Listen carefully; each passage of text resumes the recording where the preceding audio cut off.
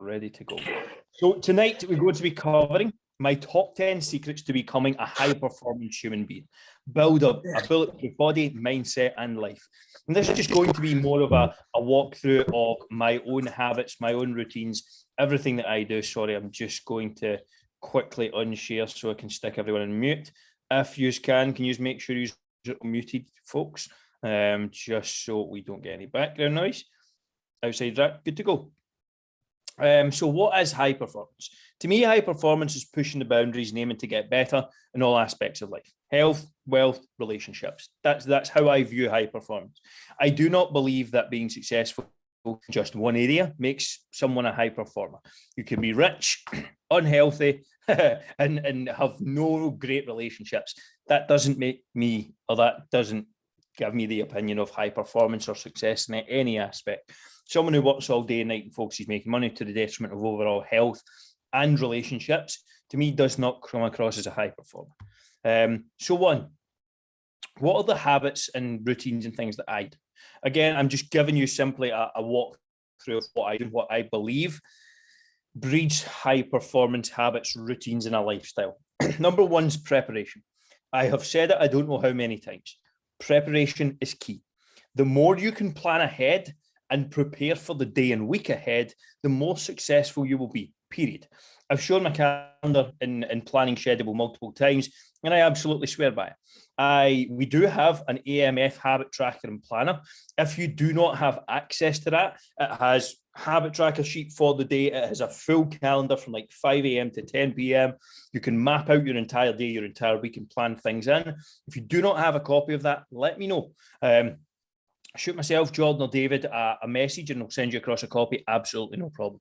And every day I wake up, then have a script set for myself. Now, again, I'd done this when I was 9 to 5 as well. I mapped out my days before and after I went to work, and this is what allowed me to stay consistent. Number two, win the morning. Days are won when mornings are won. That's supposed to say mornings, if I can get my spelling right. The morning routine that you set for yourself will set the tone for the day, and the momentum will carry you through. Ultimately, this is what I see time and time and time again. Hydration, supplementation, movement, preparation, and biggest work tasks. That is the kind of key factors that I believe should go into a successful morning routine. Hydrate as soon as you get up. 500 milliliter of water. Easy, done. Iced, it'll wake you up. Jordan's a big fan, I know that. Supplementation, I crack through all of my supplementation for the day.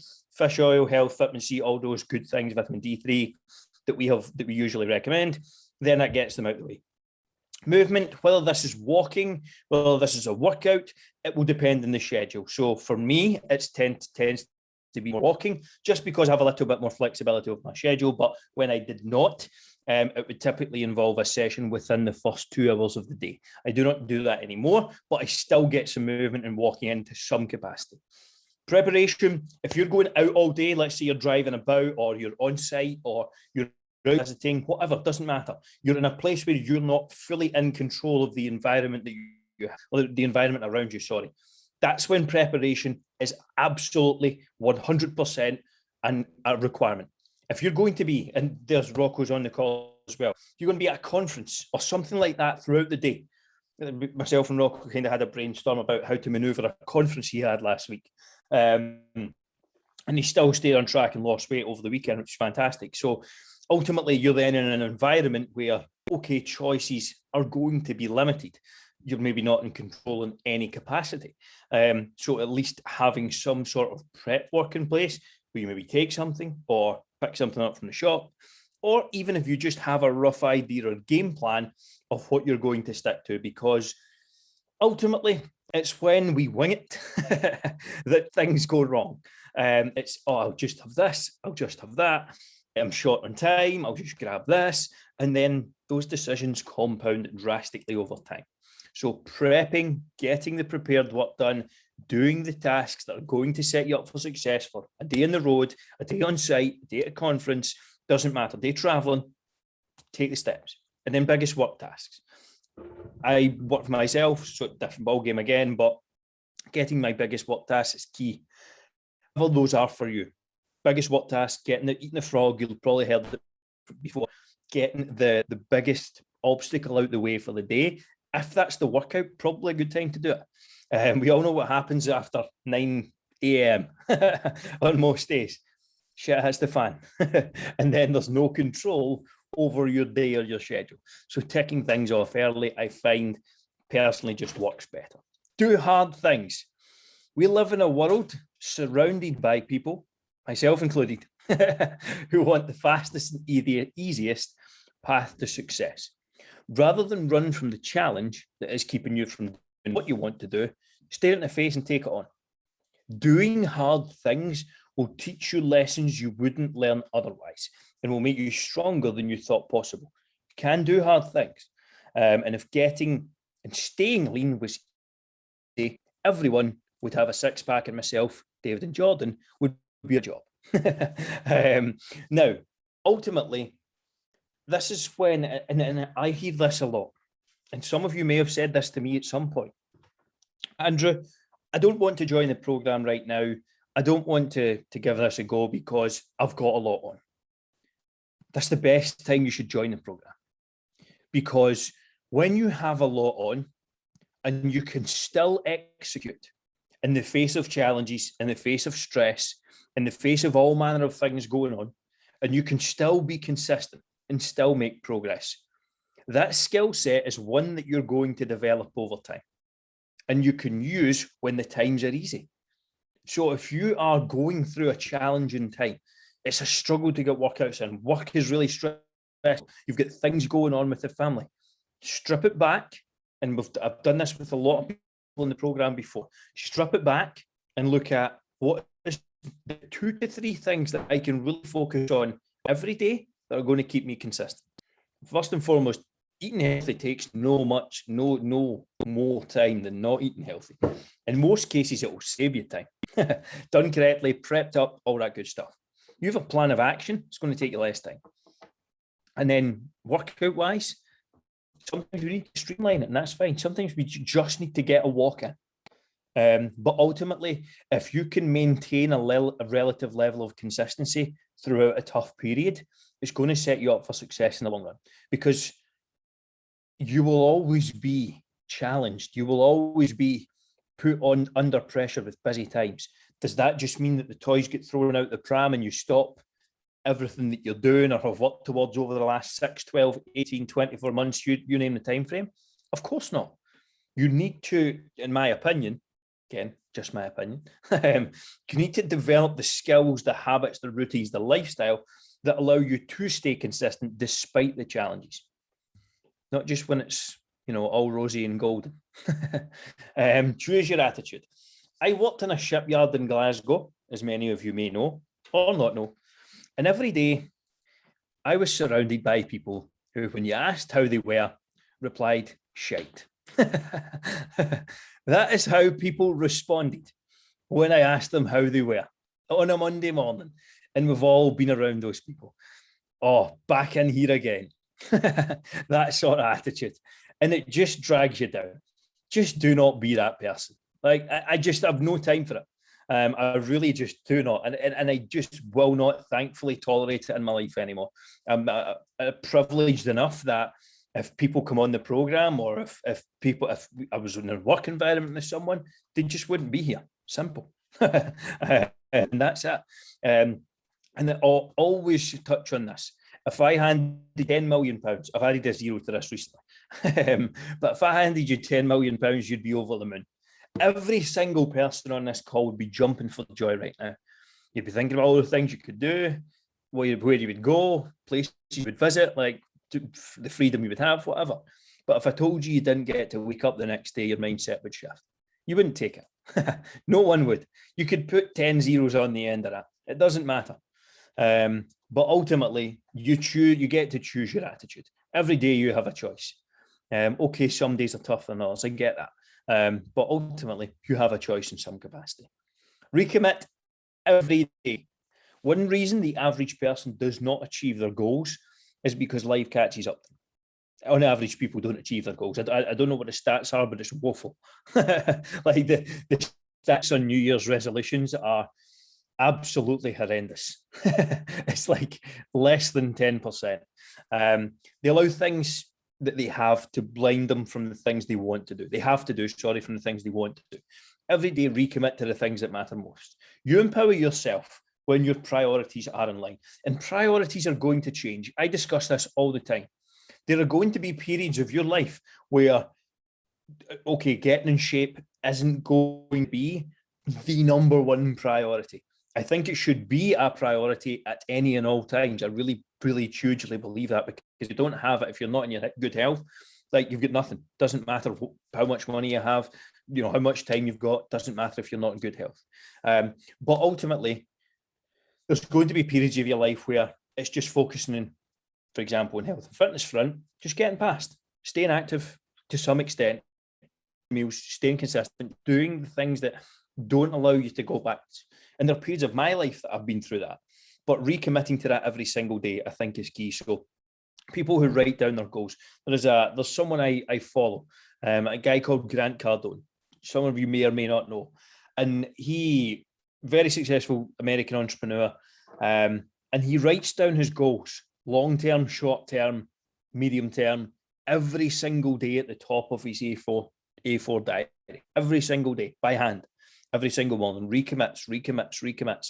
And I think there's so much value in that. I personally do it on a daily and weekly basis myself. What am I working towards this week, today, this month? And if I do that, it's just consistently reinforcing what to work towards. I think we've got someone waiting to come in. Dean here. Ultimately, you're 100% solely responsible for the choices you make in the life that you have created. Empower yourself to make the change if you do not like something. Everyone, and again, this was the environment that I was in when I mentioned working in the shipyard. Everyone was just there because they had to be. Like, that was the attitude. I'm just here because I have to be. No, you don't. You don't need to be anywhere. You choose to be here. If it was that bad, you wouldn't be here in the first place. So if you do not like your circumstances, change them. Ultimately, that's what it comes down to. It comes down to making a choice. And I know it's not always that easy, but everyone should empower themselves with the ability to do that. It's the same when it comes to, I'm stuck, I can't lose weight. Well, if you stopped eating, you would lose weight. Now, I'm not saying that's an advisable method, but ultimately, there is a method there. And it's certainly never one I would recommend, but you're not stuck. You just haven't found the right method yet. So ultimately, when it comes to weight loss, health and fitness, you're never stuck in a certain place. There's just a tweak that needs to be made. Learn from failure. Number 6. No one likes to fail, lose, or mess up. But of course, high performers use adversity to learn lessons and refuse to allow them to disable them emotionally. Now, when you fail, and anyone who's been in business, who's went for a job interview, who's been knocked back from the opposite sex, which I'm sure has happened plenty of times, including myself. When you fail, identify what you did well and what you can do better, and what you are going to do about it right now. What's the lesson that came from it? If you had a shit week, if you had a shit month, if you had a bad day, something didn't go right, you failed, you didn't make progress this week, what was the lesson? Where did it go wrong? Because there was a plan of action in place. What is it you're going to learn and adjust? Rather than just saying, oh, I'm going to do better next week. Big deal. Why did you not do good in the first place? Where was the problem? Where did it actually break? If you start identifying the failures and looking at those weeks where you maybe didn't get the success that you'd like and learn from it, you stack up the wins over time. So yeah, the winner you learn. That's my mindset personally. And number 7, you're your number one asset. See this time and time again, especially when it comes to business owners, for example. Putting everyone but yourself first. The first things that go in my calendar on a weekly basis are my workouts, my meal prep, and my time off. When I was 9 to 5, build my house and business, my time off was Saturday night from 6 to 10 p.m. And my workouts were Monday to Friday at 0600. So it was not a lot of time off, but I always made them a top priority. And that was what I got by on. It was a phase of life where something was a priority. And that's ultimately how I view it. It's different phases of life, different stages of life, working in different things. Embrace feedback. You're all here for feedback. Some of you may or may not like it at times, but ultimately that's our job. We're here to tell you honestly what is in your best interests. Embrace feedback. The average person hates to be told what to do or what they are doing wrong and what they can do better. Learning to accept feedback is not easy, but once you decide to seek it out and act on ways you improve, you will dramatically improve your progress. It's why nobody wants to check in when they have a poor week. Who's all done that? I'm sure there's a couple. I didn't tick any of the workouts off this week. I'm just not going to check in. That's the weeks you should be 100% checking in. Those are the best weeks you can check in, because ultimately that's what the problems that arose then, or that stopped you from doing what you needed to do that week, are the problems you're here to solve in the first place. Myself, Jordan, David, doesn't matter. Insert fitness coach here. Have missed workouts at some point in their life. Have had bad days. I say that. I don't think Jordan missed a workout the full 16 months or whatever it was. But we're human beings. We are. We miss check-ins. We miss workouts. We go eat off nutrition plan from time to time. We cave. We get stressed like anyone else. We're by no means on a pedestal in any way, shape, or form. So ultimately, us giving you feedback is only ever in your best interests. And embracing that feedback, identifying kind of key mentors or coaches who are great at what they do, and more importantly, who actually care about your future and your results, allows you to gain a perspective, certainly, that you wouldn't otherwise. I have multiple coaches and mentors, including a fitness coach, which may surprise some, but to me, it really isn't surprising. If you look at, obviously, what I do relatively seriously, if you look at any sports professional, every single one of them has a coach. Every single one of them has multiple coaches at the top level. You look at guys like, for example, I'm sure there's a story about LeBron James, and he spends more than $1 million a year on coaching alone. Now, not all of us have a spare mill to throw around in coaching. Maybe one day, you never know. But ultimately, the guys at the top level, the best in the world, if they're having coaches, like, why would I not try and get another perspective if that's something I can do? You're all here to get another perspective. There are people out there in this world who are streaks ahead of where I will ever get to health and fitness wise, whether you're talking from a knowledge standpoint, a physical standpoint, a health related perspective, it doesn't matter. I'm not even going to be in the run. but I'm going to pay the guys who are there and ask for their help and ask what I can do better. And ultimately embracing feedback, I think, is absolutely key. So when you do have a poor week, or it's maybe not, one that would go down in the history books, that's even more reason to check in. Tell us why. Go a level deeper. This is maybe a little off topic, but schedule a date night in every single week. This may sound a little basic, but scheduling a date night in every week is a very important part of my week. And I'm not just saying that, Graham, he's sitting 2 feet from me. Phone is off, distractions are away, and I spend some quality time. Tuesdays and Fridays, for reference, in case any of you think I'm ignoring you and being ignorant. So if you do not hear from me after 5, 6 p.m. on a Tuesday and a Friday, or a Saturday afternoon, that's why. Just in case you're wondering. I'm not being ignorant. Number 10, embrace the no option mindset. Again, I speak about this before. This is just simply what I call, I am this person. Oh, sorry, something came through in the chat. Life is a photograph we develop from negatives.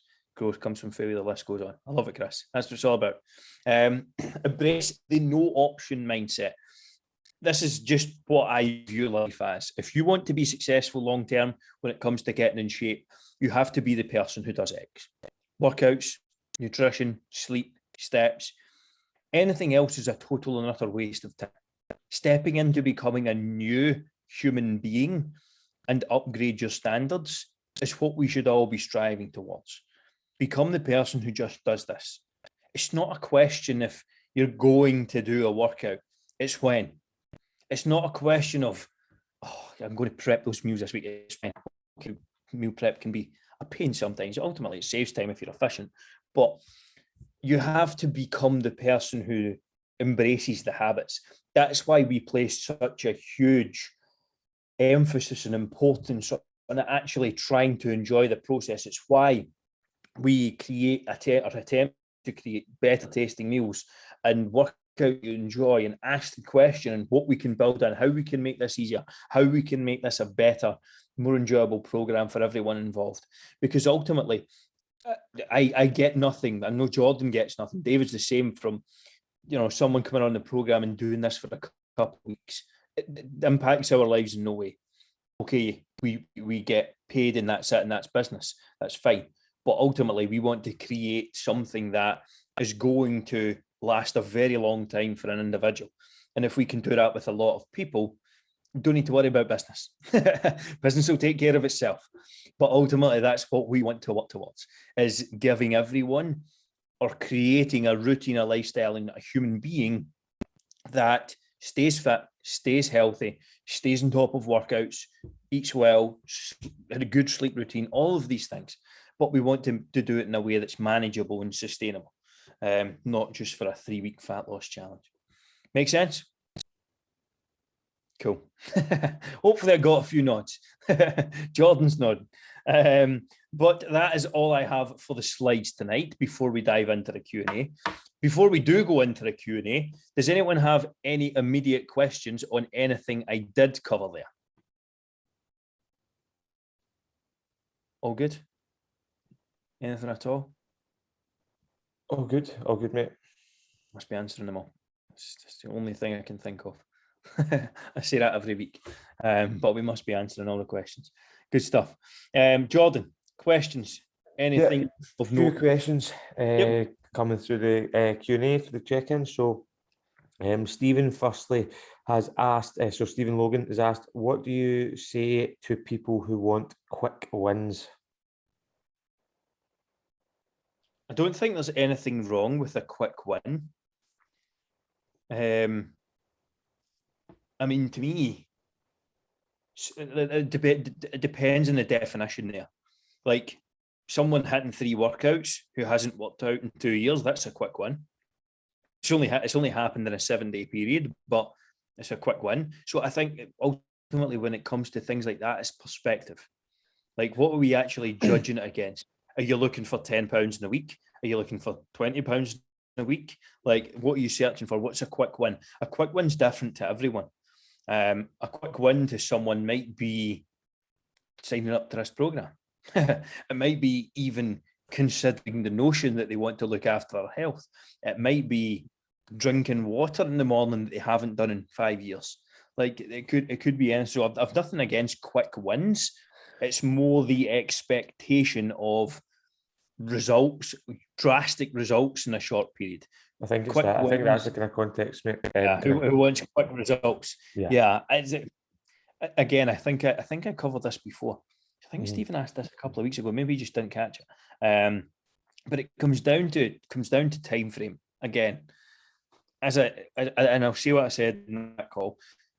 This is a 6-month program as a minimum. Now, even some people stay with us for 2 years and have been with us for a long time. But let's say it took you 12 months to get to your goal. It sounds like a long time. We're going to be on this planet, most of us, for 80 to 90 years, hopefully. Certainly the way life expectancy, etc., is going. So is 12 months a long time? No. It's perspective. It's 12 months. Like for most people, if they turn around and say, take 12 months to get to your goal, that's a very long time. No, it's not. And in comparison to what? Because if you do this right, you never need to do it again. I have never been out of shape in the last 7-8 years, but it's because I developed the habits over the first 3 to 4. I've been in the gym for a decade as of January. It was a New Year's resolution in January 2012. Now, I wasn't very far on 3 to 4 years in, but since then, I have never really been out of shape once. And it's because I've just developed the habits and the routines, and I won't be out of shape again in my life. I can say that with confidence. I just won't, because this is the person I am. But it only comes down to developing those habits and those routines over a period of time. So yes, it's maybe taken, even if you look at my example, it's taken me a decade to get to where I want to get. I'm not where I want to be, let's just say that. But it's taken me a decade to get to where I am now. If all I did was maintain where I am just now, healthy body fat level, reasonable level of muscle mass, and I'd done that for the next 70, 80 years. Well, what I'm 28, that's a long shot. let's say it was 60. That's still 6x return on my time.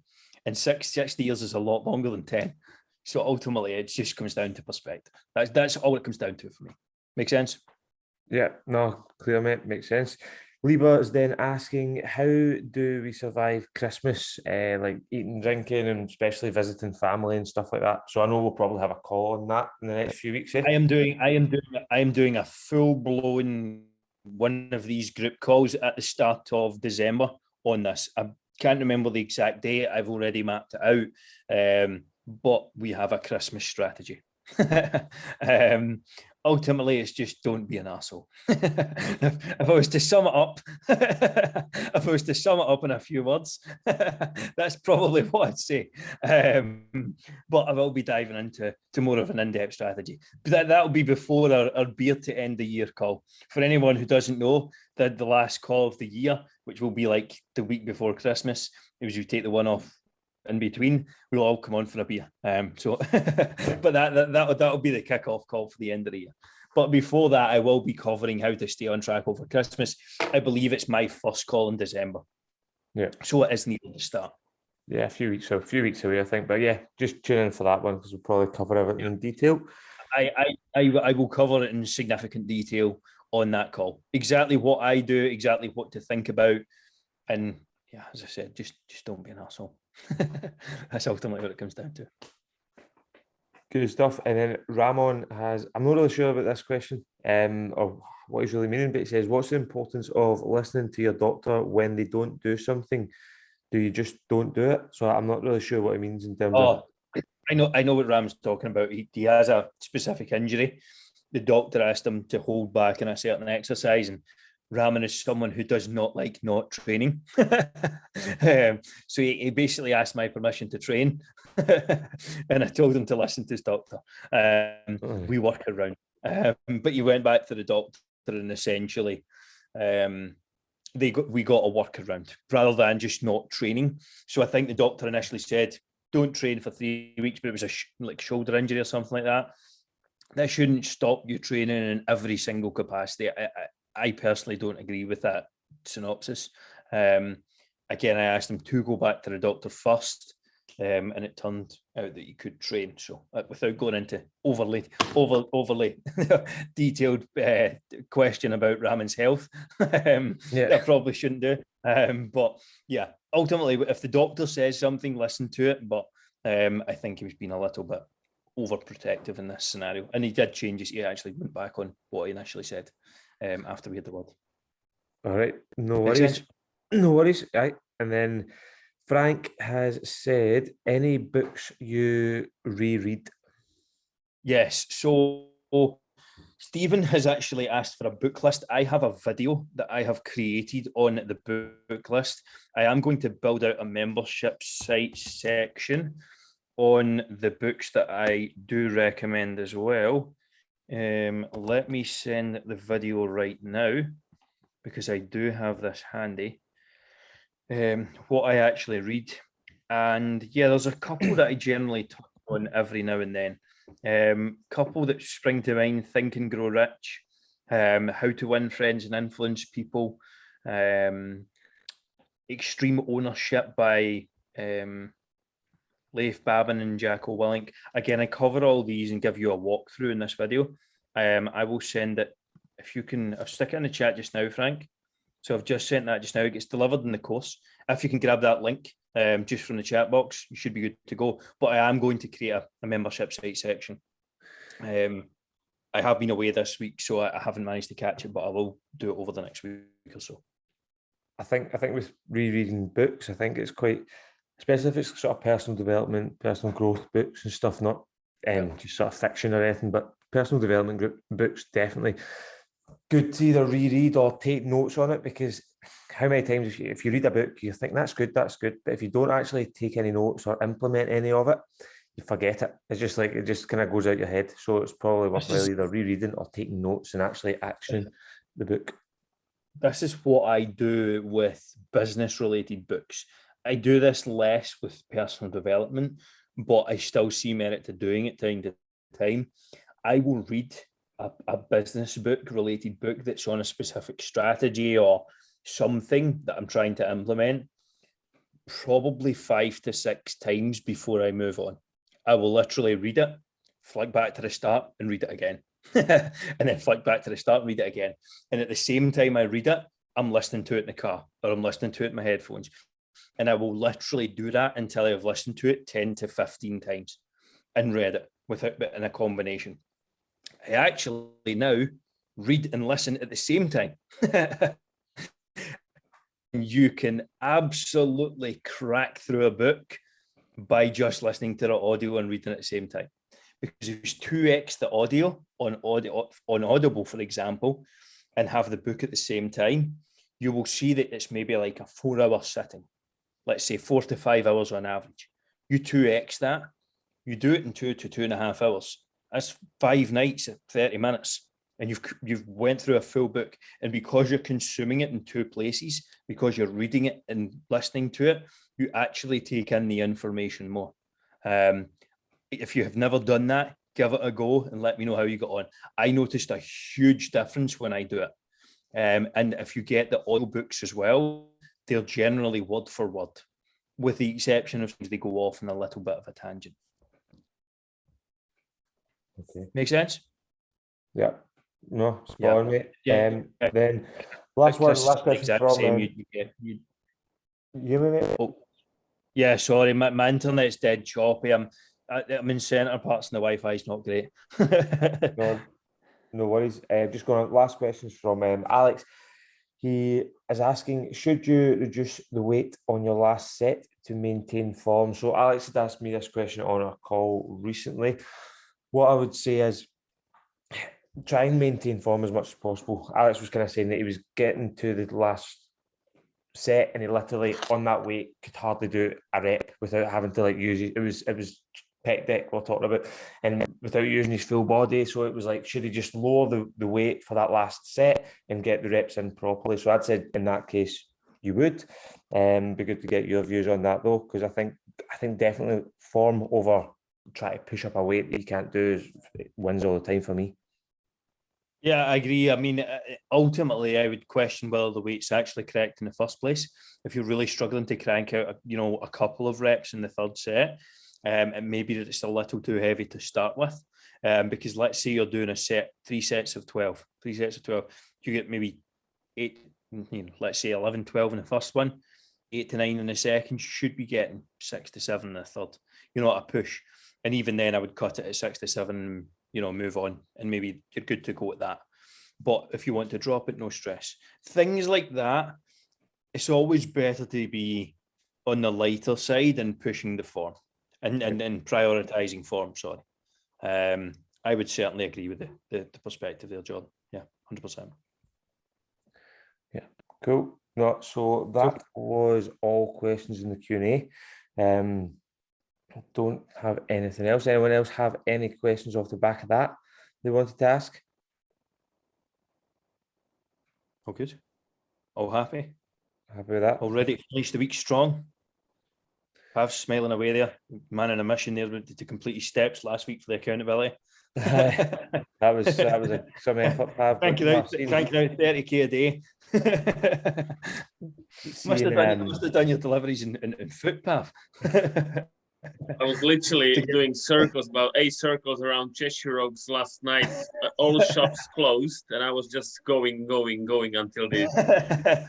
I like a man who's a bit competitive. I met security guys about 5 times, and he was looking at me like he was checking the doors. I'm like, "Are you okay, mate?" I say, "Yeah, just doing steps." He thought you were casing the place, Pav. He thought you were checking it out. You must have looked like a suspicious character. But no, I like it. But if anyone's got anything else we can help with, please let us know. great turnout for the call tonight. As always, hope you all took something from it, found it's valuable. Again, if there's anything we can do to make this process easier, more enjoyable, improve the programme, please by all means let us know. We are coming up to the final kind of 8 weeks of the year. Again, time to finish the year strong as always. And if there's anything we can do to help you close out the year strong, please let us know. And final kind of point, I suppose, if there's anyone who you know in your immediate family or friends who wants to get in shape for Christmas, by all means send them our way. Got to throw that in at the end. Got to throw that in at the end. I just make sure check-ins in if you haven't done them already. We'll go through them tomorrow. Already just seen some good results so far in the check-ins this week. I've had a quick scan through, so no, and especially as well in the group, we're really seeing some good results as we're approaching the end of the year. Just proving again that waiting to January is not a good mindset. The fact that the progress we can make over the next 8 weeks or so is excellent. So well done, guys. In fact, just I suppose a quick one to finish. We are going to delete the Facebook group tomorrow and just use Trainerized group solely. We tested it out with the accountability boot camp for the 4 weeks. The intention was to test it out till the end of the year. We see no point in continuing the Facebook group because the accountability group and the app has been so successful. We see it as bringing people together, but pushing everyone else on, encouraging each other. It's a good place to be. The only things we ask is obviously keep it positive. If there's any issues, problems, come to myself, Jordan, David, please, individually. And at the end of the day, if we can all push each other on, even if it just takes one message from someone, a bit of encouragement to do that, that's positive for us. And of course, turn the notifications off so that you're not getting hammered. I have no notifications on any app on my phone. The only thing that rings is the only thing I get a notification for is a phone call. So I would highly advise everyone does the same. But if there's anything else at all we can help you with, please let us know. And everyone have a good rest of your week. And as Jordan said, remember to check in today if you haven't done so already. See you all later on. Cheers, guys. Thanks, guys. Cheers. Cheers, mate.